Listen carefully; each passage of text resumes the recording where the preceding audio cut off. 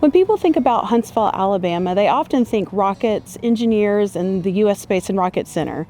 But long before Huntsville reached for the stars, it was building some of the most beautiful architecture in the South. Today we'll be stepping back into the 19th century to talk about two iconic homes that tell the story of how Huntsville grew and how America's identity was changing one column at a time. Let's start with the Wheaton House.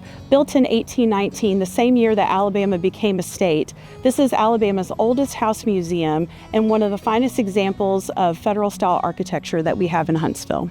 Federal-style architecture emerged right after the American Revolution, when the young United States was looking for architecture that was refined, balanced, and most importantly, distinct from British rule. Federal-style homes are known for their symmetry, simple elegance, and restrained decoration.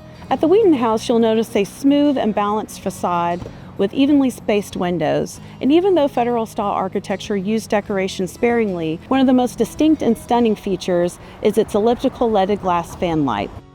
But just a few decades later, America's confidence and its architecture would grow much bolder. The Bibb Bradley Byrne House was built in 1836 for Governor Thomas Bibb, who was the second governor of the state of Alabama. By the 1830s, America saw itself as the heir to ancient democracy, specifically ancient Greece. And Greek Revival architecture was a way to visually represent those ideals.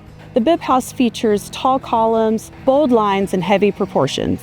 The columns and classical details are meant to evoke a Grecian temple, which represent democracy, civic ideals, and permanence. But at the same time, it represented a society that celebrated democracy while denying freedoms to many. The Bibb House used enslaved craftsmen to mold the bricks by hand here on site.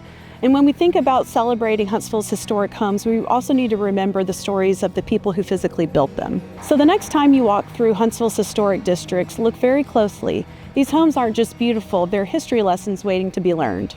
Keep an eye out as we take a deeper dive into Huntsville's architectural styles.